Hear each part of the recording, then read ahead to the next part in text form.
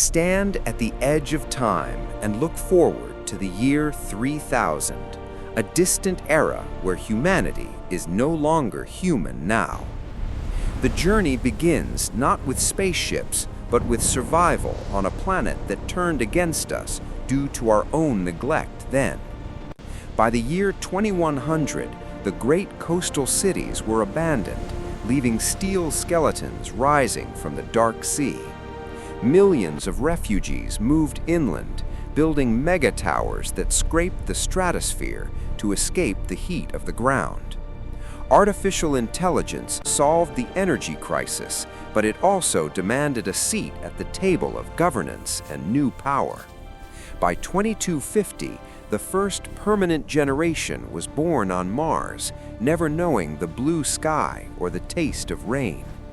They were taller, thinner, and their bones were different. They were the first true split in the human evolutionary tree.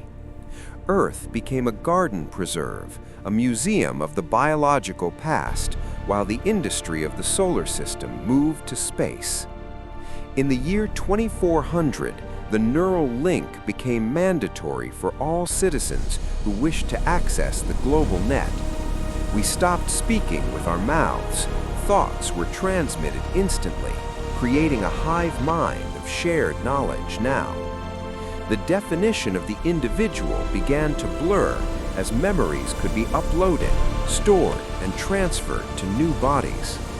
Death became an option rather than a certainty, reserved only for those who chose to disconnect from the digital cloud. By 2500, we began to dismantle Mercury to build the great Dyson Swarm around the burning sun for power. It was a ring of solar collectors that captured every ounce of starfire, fueling the expansion into the deep, dark void. The asteroid belt was hollowed out, turned into spinning habitats where millions lived in perfect artificial gravity. But peace was not guaranteed. A cold war erupted between the pure biological humans and the new cybernetic ascendancy. The biopurists clung to the old ways, living on the green earth, refusing to let metal and code replace their souls.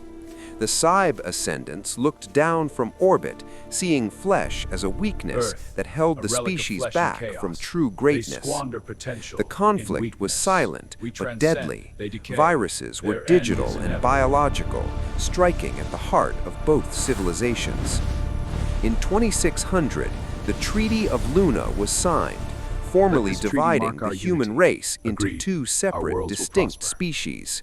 One stayed on the cradle of Earth to tend the garden, while the other looked outward to the stars to find new homes.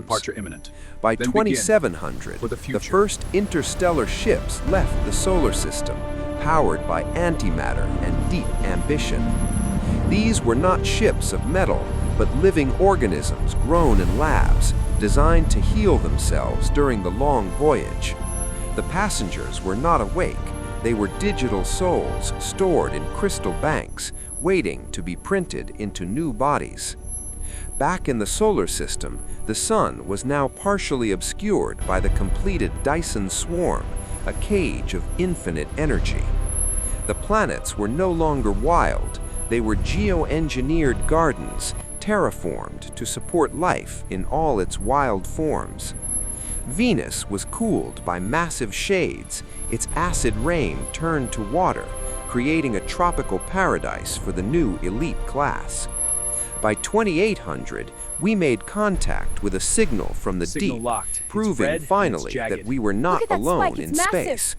It was not a greeting, but a warning beacon from a dead civilization, a tombstone floating in the silence of the void.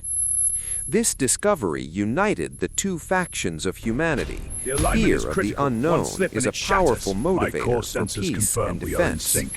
We built the Galactic Shield, a defense grid that spanned the entire outer edge of the Oort cloud, watching the dark. By 2900, the physical body was seen as a relic, a vintage suit worn only for pleasure or for ceremony. Most consciousness existed in the Matryoshka brain, a computer the size of a planet that ran simulations of paradise. You could live 1,000 lives in the span of a minute, exploring universes that were mathematically perfect and new. Yet some still chose to walk on the ground, to feel the wind, preserving the ancient tradition of being truly alive. The year 3000 arrives not with a bang, but with a transcension into a state of being we cannot comprehend. The solar system is a humming machine of logic and light, a beacon of order in a chaotic and cold, distinct universe. Humanity has become the custodians of this sector, the gardeners of stars, and the architects of new planetary life. We look back at the 21st century as the turbulent adolescence of our species, a time of danger and ignorance.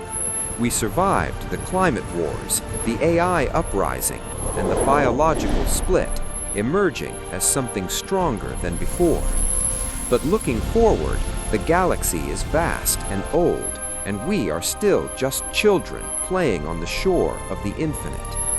The next 1,000 years will not be about survival, but about meaning, finding our purpose in the grand cosmic design. Perhaps we will merge with the universe itself, becoming the very stardust that gave us life in the beginning of time. This is the future history of us, a timeline written in the stars, waiting for us to brave the dark and seize it now. The year 3000 is waiting for you. It is a promise that if we endure today, we will become the gods tomorrow.